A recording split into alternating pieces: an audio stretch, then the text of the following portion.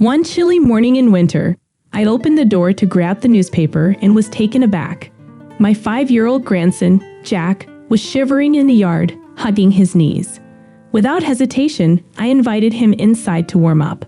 Confused, I asked, "Where are your mom and dad?" "They went to Hawaii with my sister," he replied. My anger surged upon hearing this. As he continued, "They said I would be a nuisance." I couldn't fathom why they left him out in the cold. After calming him down, I learned that they didn't take him on their trip, and I vowed to confront my son and daughter-in-law about their treatment. My name is Savannah, a 58-year-old nurse still working. I raised my son Carl on my own after losing my husband to illness. Despite being busy, I provided everything for Carl, who grew up a bit spoiled. 6 years ago, he married Jenny, and they became parents to Jack and Senorita. Living just a 10-minute walk away, I've supported them with gifts and assistance, even though I sometimes feel they take advantage. The issue that bothered me most was the difference in treatment towards Jack and Senorita. Jenny favored Senorita, investing in her activities like dance, piano, and English, making me worry about the unequal attention given to my grandchildren. My daughter, Senorita, became the pride of Jenny, my daughter-in-law. Regardless of Jack's presence, Jenny showered praise only on Senorita. On the other hand, my grandson, inspired by watching the World Cup, developed a deep fondness for soccer. I approached Jenny and suggested, "Hey Jenny, Jack seems interested in learning soccer. Why don't you let him join a class?" Jenny dismissed the idea, stating, "That's impossible for him. It's a waste of time and money." Frustrated, I discussed the matter with my son Carl, urging him to let Jack explore new interests. I even offered to help with his lessons, but Carl insisted that it wouldn't work. According to my son and daughter-in-law, Jack couldn't excel in anything. However, I knew Jack was a smart kid who spoke quickly and had a talent for drawing. His charming drawings were popular among young nurses at my workplace. I attempted to showcase Jack's talent, saying, "Take a look at Jack's paintings. Even my colleagues at work are fans." My son and daughter-in-law laughed off Jack's paintings without giving them a glance. Additionally, while Senorita always wore cute clothes, Jack was often in worn-out clothes that were too small for him. I suggested buying new clothes for Jack too, but my daughter-in-law remarked, "Boy clothes are all the same, and girls' clothes are glamorous, so there's nothing we can do." Having faced similar challenges when raising my own children, I strangely found myself convinced and unable to say more. Both grandchildren were important to me, and I tried to treat them equally. However, my son and daughter-in-law's partiality towards Senorita became evident, leading me to keep a close eye on Jack. Despite their biased treatment, my grandson adored me and occasionally stayed at my house alone. When I proposed the idea of Senorita staying at Grandma's house too, my granddaughter eagerly expressed her desire. However, my daughter-in-law raised her eyebrows, signaling potential resistance to the idea. Senorita and Jack shared a strong bond as siblings, and my granddaughter often expressed a desire to stay over at Grandma's house. Unfortunately, my son and daughter-in-law never allowed it to happen. During one of my visits to their house, we discussed the substantial costs associated with raising children. Despite the financial challenges, my son assured me, "Yes, but we'll manage." Unbeknownst to them, I had been quietly saving a little money for both Jack and Senorita since their birth, intending to provide it to them when the time was right. I hadn't planned on revealing this to my son and daughter-in-law, but in response to Carl's comment about financial struggles, I accidentally let it slip. To my surprise, his eyes lit up upon hearing about the savings. He immediately requested Jack's cash card, urging me to give it to him for emergencies. Reluctantly, I handed it over, hoping it would contribute to their well-being. Little did I know that this act of assistance would lead to unforeseen complications for Jack. One early winter morning, as I opened the door to get the morning paper, I was met with a shocking sight. My grandson Jack, huddled in the snow, shivering with his knees hugged to his chest. Alarmed, I rushed to his side, His vacant eyes and blue lips indicated something was seriously wrong. In response to my urgent plea, he weakly requested, "Please let me into Grandma's house." Realizing the urgency, I quickly scooped him up and brought him inside. I turned up the heat, wrapped Jack in a blanket, and offered him a warm cup of cocoa. Gradually, his body stopped shaking, and he began to calm down. Concerned, I asked, "Where are your mom and dad?" He revealed that they had gone to Hawaii with my sister, leaving him behind because they considered him a nuisance. I struggled to comprehend the decision. They had left him alone in the winter for about 3 days. Hungry and cold, he sought refuge at Grandma's house. Heartbroken for my grandson, who had spent the winter alone without enough food or sleep, I quickly prepared breakfast for him.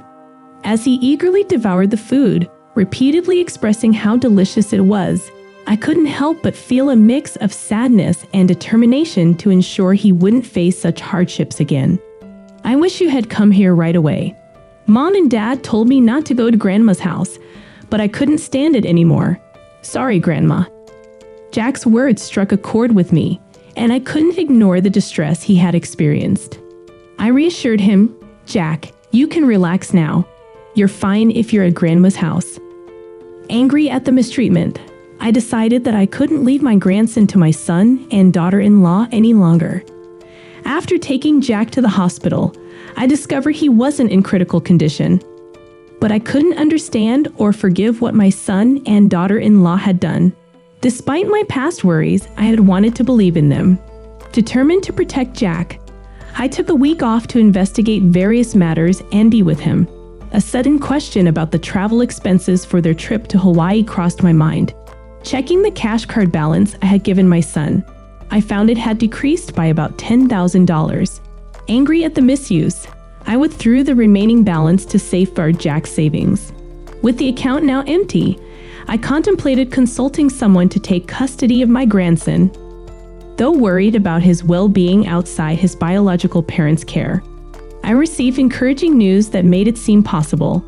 However, my son called after a few days, furious that the cash card wasn't working. In a phone conversation, my son explained he needed money and withdrew some, assuring me he'd save again for Jack's enrollment. Suppressing my exasperation, I covered up the situation without mentioning the trip to Hawaii. Days later, my son and his wife returned home, noticing Jack's absence and contacting me. During a tense meeting in their living room, I confronted them about leaving Jack alone during their trip. Unashamed, they blamed me for ruining their trip due to the emptied account, showing no remorse. I questioned their actions, refusing to back down, and they seemed unfazed, grinning at each other. The confrontation left me baffled at their lack of accountability for their neglect of Jack. "It's your own fault, isn't it? Just use your own money. We can't do that. Jack is only 5 years old and requires attention.